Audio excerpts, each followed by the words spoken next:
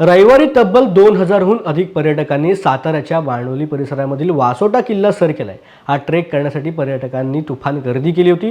कोयना नदीच्या तीरावरती असणाऱ्या वासोटा किल्ल्यापर्यंत पोहोचण्यासाठी बोटीने जावे लागते। त्यासाठी बामणोलीमधील भैरवनाथ बोट क्लब, महादेव बोट क्लब आणि केदारेश्वर बोट क्लब या 3 बोट क्लबच्या माध्यमातून तब्बल 133 बोटींमधून 2000हून अधिक पर्यटक वासोट्याला गेल्याचं पाहायला मिळालं। यामुळे दिवसभर बाणडोलीत पर्यटकांची रेलचेल पाहायला मिळाली। जोडून आलेल्या सुट्ट्यांचा योगायोग साधत अनेक पर्यटकांनी वासोटा ट्रेकिंगचा प्लॅन केला होता। त्यामुळे वासोट्यावरती पर्यटकांची गर्दी उसळली होती।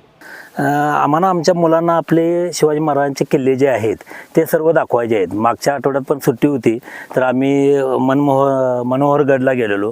ह्या आठवड्यात इकडे आलेलो। आम्ही दरवेळेस असं करतो की बाबा आपल्या पोरांना काय आपले जे पूर्वजांनी जे आपला ठेवा ठेवलेला आहे ते दाखवायचा प्रयत्न करतोय।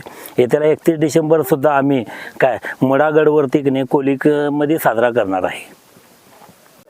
नमस्कार, मी संतोष जगदाळे।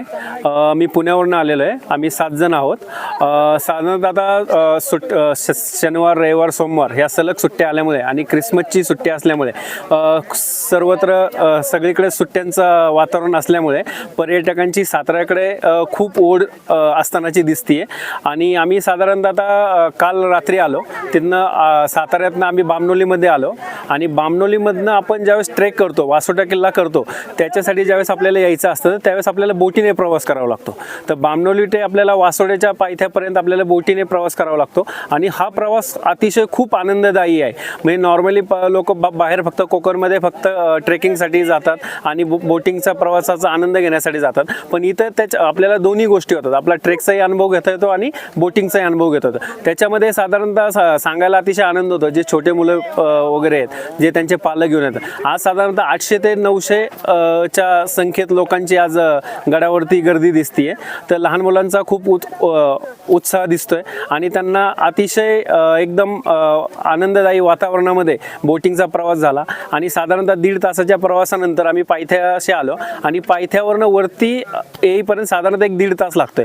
आणि वरती आम्ही आल्यानंतर अक्षरशः रांग लागलेली होती आपल्याला वासोटा किल्ल्यामध्ये।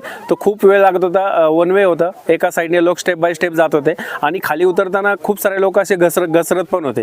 तर याच्यामध्ये सांगायला अतिशय आनंद होतो की पर्यटकांची ज्या पद्धतीने ओढ साताऱ्याकडे वाढलेला आहे, तर दिवसेंदिवस पर्यटक इथं वाढतीलच। आणि ज्या पद्धतीने इथे वासोट्या किल्ल्याची काळजी घेतलेली आहे पाटबंधारे अधिकाऱ्यांनी आणि आपल्या फॉरेस्ट अधिकाऱ्यांनी, ते प्लास्टिकवरती खूप त्यांचा फोकस आहे। ते आल्यानंतर पहिल्यांदा आपल्या बॅग चेक्स करतात, त्याच्यामध्ये तुम्ही किती प्लास्टिक नेलं आहे, त्याच्यामध्ये ते फसले तर तुमचं 500 रुपये ते डिपॉझिट घेतात।